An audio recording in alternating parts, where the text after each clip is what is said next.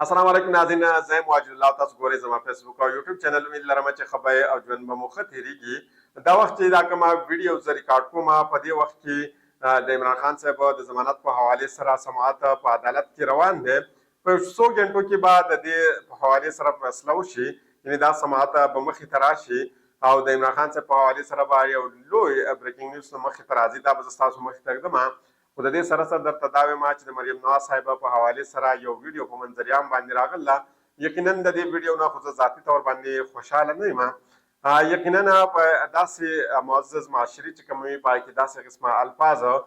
د انسان خو لا لري چې د ځناور دپاره هم نه استعمالیږي، څرنګه الفاظ چې د مریم نواز صاحبه په حوالې سره استعمال شوي دي. او دا الفاظ بل هیڅ چا نه دي استعمال کړي، بلکې دا الفاظ هغه کسانو استعمال کړي دي چې کومه د نون لیگ د مریم نواز صاحبه ډېر زیاته قریب دي. هغه کسان چې په کمې باندې مریم نواز صاحبه نون لیگ په هغې باندې احسانات کړلي او هغه کسانو دا غلیظ الفاظ د دې خلاف استعمال کړلي.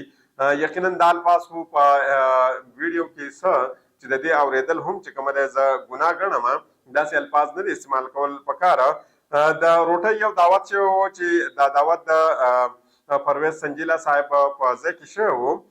د پرویز سنجیلا صاحب تاسو پېژنئ په دې باندې نون لیگ ډېر زیات احسانات کړلي دي چې څومره کمایي ده یا د دې چې څونه عزت دی، دا صرف او صرف د نون لیگ د وجې نه دی، خو هغې ډېر غیر مناسب الفاظ استعمال کړلي د مریم نواز صاحبې په حوالې سره. دې خو حرامتوبي کړله، یعنې حرامخوري کړله، خو په هغې د پاسه حرامخوري هغه کس کړله کوم کس چې دوی راغوښتلی و په دغه ټیبل باندې په کوم ځای کې چې دوی روټۍ خوړله، هلته چې دوی کانه کړله. د خوراک نه بعد په دغه دوران کې چې کله سنجیله صاحب دا الفاظ شروع کړل، دا کوم غلیظ الفاظ چې د استعمالول، هغې نه دغه کس ویډیو کړله او دغه ویډیو د هغې نه بعد هغوی جاري کړله، پبلش کړې ده. نو یقینا دا ډېره زیاته بده خبره ده او بده خبره په دې وجه ده چې دا سیاسي مخالفت کوموي یا ستا ذاتي د چا سره څه ذاتیات وي، خو د هغه دپاره داسې قسمه الفاظ نه دي استعمالول پکار. او که بیا داسې الفاظ استعمال هم شي نو هغه بیا په منظریام باندې هم نه دي راوړل پکاره. او بیا داسې شخصیت چې کومې نوم دی په پاکستان کې بیا په دې موجوده ټیم کې هغوی په داسې اهم عهده باندې دي او بیا داسې قریبي کس چې په هغې باندې ټول عمر دې احسانات کړلي او هغه داسې قسمه الفاظ استعمالوي، نو یقینا دا ډېره زیاته حیران کن خبره ده. که دا وخت مونږ وګورو نون لیگ باندې تنقید روان دی او دا تنقید صرف په پاکستان کې په دوی باندې نه کېږي، بلکې انټرنیشنلي لیول باندې هم په دوی باندې تنقید کېږي. او د هغې اصل وجه دا ده چې اسټبلیشمنټ اوس د دوی نه ځان خلاصول غواړي او هغه دا نه غواړي چې مزید دا ګن او دا هر څه دا برداشت کړي دوی باندې، یعنې په خپلو اوږو باندې د دوی دا ګن ویسي او دوی دا سوچ لري چې د دوی حکومت هېڅ قسمه خپل ساتي څه سوچ نشته او دا د دوی د وجې نه دومره په مخ کې روان دی. نو د دې وجې نه ندیم افضل صاحب چې کومه دی هغې نن یو ټلویزیون پروګرام کې گفتگو کړلي، خبرې کړلي. دا زه ستاسو مخې ته ږدم، د دې نه به تاسو ته د هر څه اندازه وشي چې هغوی په دې کې څه ویل دي. هغې ویل دی چې په منډې بهاودین او په سرګودا کې د پیپلز پارټۍ په ورکرز باندې پریډ شوی دی. هغې ویل دی چې زموږ چې څومره د پیپلز پارټۍ کسان دي هغه د پاکستان تحریک انصاف ورکر په بدله کې وړلي، یعنې هغوی دا سوچ کړلی چې دا د پاکستان تحریک انصاف ورکر دي او دوی یې چت کړل دي. هغه ویل چې موږ دوی ته په سټامپ باندې دا لیکل دي چې دا د پاکستان تحریک انصاف نه بلکې دا د پاکستان پیپلز پارټي ورکرز دي او دوی د پاکستان تحریک انصاف سره هېڅ قسمه تعلق نشته. خو د هغې باوجود زموږ دا ورکر چې کومه دي دا دوی نه راخلاصوي او نه یې راپرېږدي. یعنې د دې نه تاسو اندازه لګولی شئ چې نون لیګ په دې وخت کې څومره دی په یاره کې دی، څومره په خوب کې دی چې د دوی سره کومه حکومتي اتحادي پارټي ده د هغې کسان دوی هم چت کړل دي او هغوی ورته په سټامپ باندې دا لیکل دي چې د دوی تعلق د پاکستان تحریک انصاف سره نه دی بلکې د دوی تعلق د پاکستان پیپلز پارټۍ سره دی. خو د هغې په وجود یې دوی هم چت کړل دي او نه یې راپرېږدي. هغه بیا ویل چې لوړې لنګړې جمهوریت په ځای باندې لوړه لنګړه جمهوریت شو. هغه ویل چې د نون لیگ د وجې نه موږ ته خلک پیغورونه راکوي او په عوام کې زموږ مقام چې کوم دی دا مزید نور هم کم شو. یقینا د دې مقام خو ډېر وختي ختم شوی، نه د پیپلز پارټۍ مقام پاتې شوی دی، نه د جماعت علماء نه د جماعت اسلامي، نه د پاکستان چې کومه مسلم لیگ نون دی د دې. د هغې وجه دا ده چې کله نه 2011 نه عمران خان صاحب په لاهور کې کومه جلسه کړې وه، د هغې نه بعد یقینا د پاکستان عوام دا نظریه چې کومه ده، سوچ چې کومه ده، دا د عمران خان صاحب سره ملګری شوی دی. په 2014 کې موږ ولیدل چې کله نواز شریف صاحب حکومت د هغوی په لاس کې راغلی هغه وزیر اعظم جوړ شو خو د هغې نه بعد چې د هغوی کومه بدنامي وشوه کوم الفاظ به چې د هغه دپاره استعمالېدل د هغه د وزیرانو دپاره نو یقینا د هغې نه بعد بیا موږ د دوی چې کومه دی په بره باندې نه دي لیدل بلکې دوی په زوال طرف ته روان دي او مسلسل روان دي. اوس عمران خان صاحب د طرف نه کومه د 23 تاریخ د احتجاج کال ورکړی شوی دا غیر معمولي نوعیت کال دی دا ډېر لوی کال دوی ورکړی دی.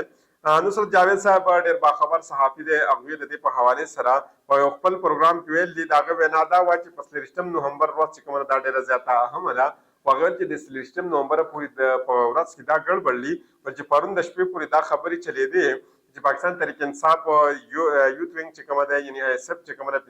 2000 نواله 50,000 پورې کسان چې کوم دي دا الریډي اسلام آباد ته رارسېدلي دي یعنې د 23 نومبر نه مخکې دوی په اسلام آباد کې موجود دي او دوی به دلته خپل پرایز چې کومه دی دا به سرانجاموي.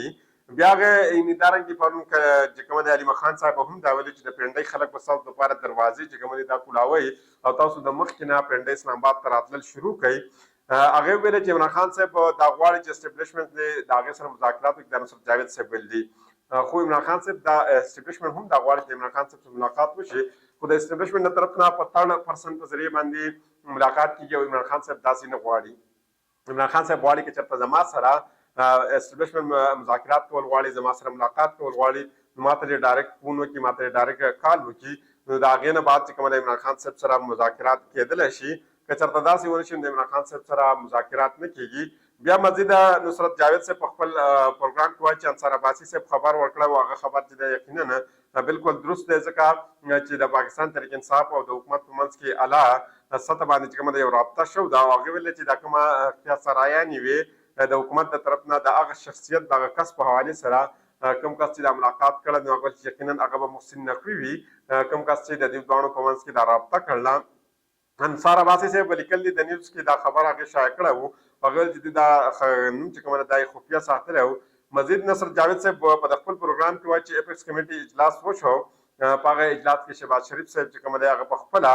فریاد وکړه چې بس مزید زمانه دا هر څه نه برداشت کېږي تاسو مهرباني وکړئ راشئ زما سره خبرې ته کښېنئ زما سره مذاکرات وکړئ او ما تاسو د دې حکومت نه خلاص کړئ تاسو ما د دې ګند نه خلاص کړئ تاسو ما د دې ضلالت نه خلاص کړئ. خو عمران خان صاحب نن یو ټویټر اکاونټ باندې یو ټویټ کړی دی او د هغې په دې ټویټ کې خپل ټویټ کې یو څو یعنې 3 مطالبات ایښودي دي او په دې کې دا 3 ډېر زیات اهم دي دا زه ستاسو مخې ته ږدم چې په هغې کې عمران خان صاحب وایي چې 26 آئیني ترمیم دې واپس واخیستلی شي عدالت دې بحال کړی شي یعنې د 3 سینیر کومه ججان چې دي د هغې نه د یو چیف جسټس جوړ شي آئیني چې کومه کوټ دی دا دې ختم کړی شي زموږ منډیټ دې موږ ته واپس کړی شي زموږ سیاسي قیدیان چې څونه دوی ارست کړل دي هغه دې راخلاص کړی شي د 23 تاریخ دا کال چې کومه دا نه کینسله کېدی شي او نه پوسټپان کېدی شي یعنې نه مؤخر کېدلی شي. راځو د رحیم عمر صاحب په حوالې سره ته چې دا یو سینیر قانوندانه هم ده ډېره عزتداره قانوندانه هم ده او د دې ډېر غټ نوم هم دی. هغه ویل چې نون لیگ سره نور هېڅ هم نه دي پاتې شوی دا وخت د نون لیگ سره صرف او صرف اسټبلیشمنټ دی. هغه ویل چې نون لیگ که دا وخت مضبوط دی نو هغه صرف او صرف د یو وجه دی او هغې وجه دا ده چې فوج په دې پسې شاته ولاړ دی که چېرته فوج د دې نه نن خپل لاس واخیستلی نو سبا له به نون لیگ چې کومه دی د اسمان نه به راوغورځېږي او لاندې په ځمکه باندې به راپرېوځي. کوشش کومه چې په راتلونکي ویډیو کې کومه د عمران خان صاحب د ضمانت په حوالې سره چې کومه خبر مخې ته راغلی وي هغه ستاسو مخې ته کېږدم نو د بلې ویډیو پورې ماته اجازت راکړئ د الله په امان.